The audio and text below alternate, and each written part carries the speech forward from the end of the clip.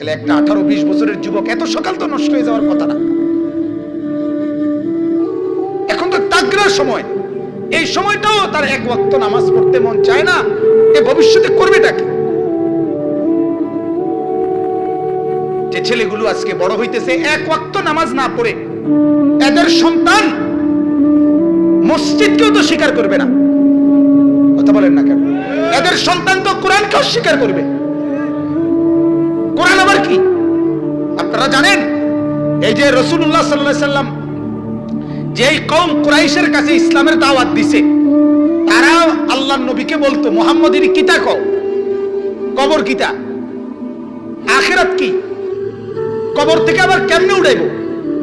এই কোরআনে আছে, ওয়ারাবা লানা মাসালান ওয়া নাসিয়া খালকা ক্বালা মান ইউহয়িল ইযামা ওয়া হিয়া রামীম।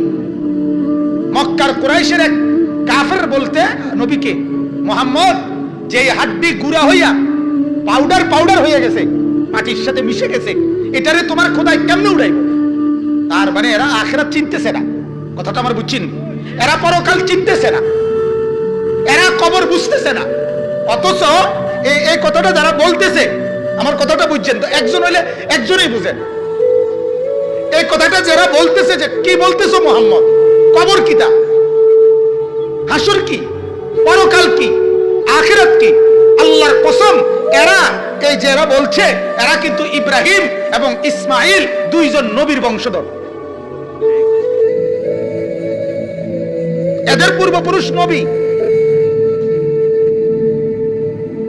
কিন্তু নবীর শিক্ষা থেকে ছুটতে ছুটতে বাদ দিতে দিতে একদিন নবীর জেনারেশন আইসা আরেক নবীরে বলতেছে আখিরাত কিতা।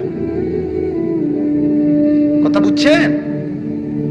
একদিন এই মুরব্বী দাদা, যে ফ্যামিলি থাকতো না, হতে পারে এই দাদার আরেক দাদার 70 বছর পরের জেনারেশনে আর কেউ নামাজি নাই, তখন ওরা বলবে নামাজ কাকে বলে? কথা বুঝছেন না? অথচ হয়তো পারে এই ফ্যামিলির 70 বছর আগের দাদা আল্লাহর ওলি ছিলেন। কথা বুঝছেন?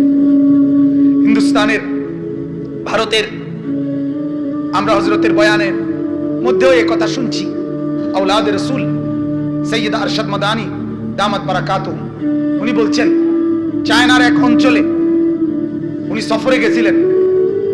সফরে যাওয়ার সময় রাস্তার পাশে এক ছোট্ট বস্তি, ছোট্ট মহল্লা আর কি, মহল্লার পাশে নামাজের ওয়াক্ত হইছে আর আসরের। তো রাস্তার পাশেই রুমাল বিছায়া ওনার গাড়ির সাথে যে কয়জন ওনারা নামাজ পড়ছেন। তো ওই ঠিক যেখানে দাঁড়াইয়া নামাজ পড়ছেন ওই বরাবর যেই ঘর, ওই ঘর থেকে এক বুড়ো মহিলা, সত্য ঘটনা, বুড়ো মহিলা আইসা ওনাদের সামনে দাঁড়াইয়া বলছে, তোমরা এটা কি করলা? এই যে এখন, তখন ওই যে চায়নার যে দোভাষী, সে বুঝাই দিছে যে এটা আমাদের ধর্মের প্রেয়ার, মানে প্রার্থনা।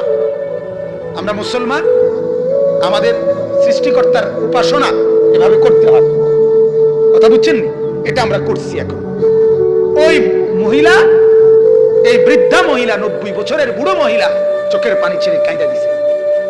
কাঁদা বলতেছে, আমি যখন ছোট ছিলাম, ওই মহিলা বলতেছে, আমি যখন ছোট ছিলাম, ছোট্ট, আমার এখন মনে হইতেছে যে আমার ফ্যামিলিতে আমার দাদা নানারা, মুরব্বীরা এরকমটা করত।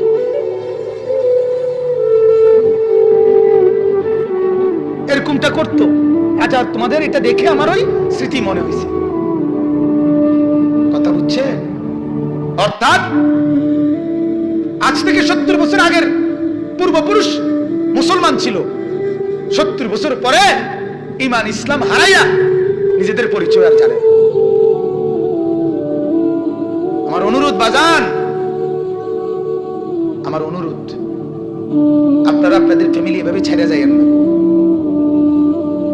ওরা ইসলাম ভুলে যাবে, ওরা একদিন চিনবে না কোরআন কাকে বলে, একদিন ভুলেই যাবে, চিনবে না। একদিন তারা কোরআন চিনবেই না। মসজিদ, মাদ্রাসা যে পরিমাণ চেষ্টা মেহনত করতেছে, কিন্তু সব কিছুতেই সীমিত। যতগুলো সারা বাংলাদেশে যতগুলো কওমি মাদ্রাসা আছে, শুধুমাত্র ঢাকা ইউনিভার্সিটির জায়গা জমি ঢাকা ইউনিভার্সিটির স্থাপনা এর চাইতে বেশি। কথা বুঝেন নাই আপনি? সুযোগ সুবিধা এর চাইতে কি অনেক বেশি, অনেক বেশি। অনেক সীমাবদ্ধতার ভিতরে অনেক কষ্ট করে খাইয়া না খাইয়া মাসের পর মাস আলুর ভর্তা, ডাল, সামান্যটুকু খাবার খাদ্য খেয়ে দিবানিশি মালিকের কোরআন নিয়ে পড়ে আছে, আল্লাহর দ্বীন নিয়ে পড়ে আছে। এটুকু সুযোগও যদি একদিন বন্ধ হয়ে যায়, এরপরের জেনারেশন আর ইসলাম চিনবে না। এর পরবর্তী প্রজন্ম আর ইসলাম কাকে বলে এটা বুঝবে না। এখনো তো হাজার হাজার স্কুল কলেজ পড়ুয়া, লক্ষ লক্ষ ছেলে মুসলমান যারা একটা লাইন কোরআন শরীফ শুদ্ধ পড়তে পারে না, এমন লক্ষ লক্ষ ছেলে আছে না? তাহলে এদের জীবন থেকে তো হারিয়ে গেল কোরআন।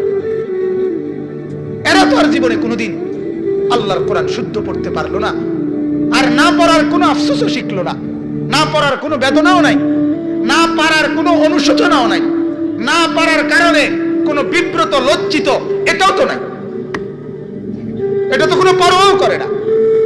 তাহলে মানসিকতা এখানে এসে দাঁড়াইছে। এরপরের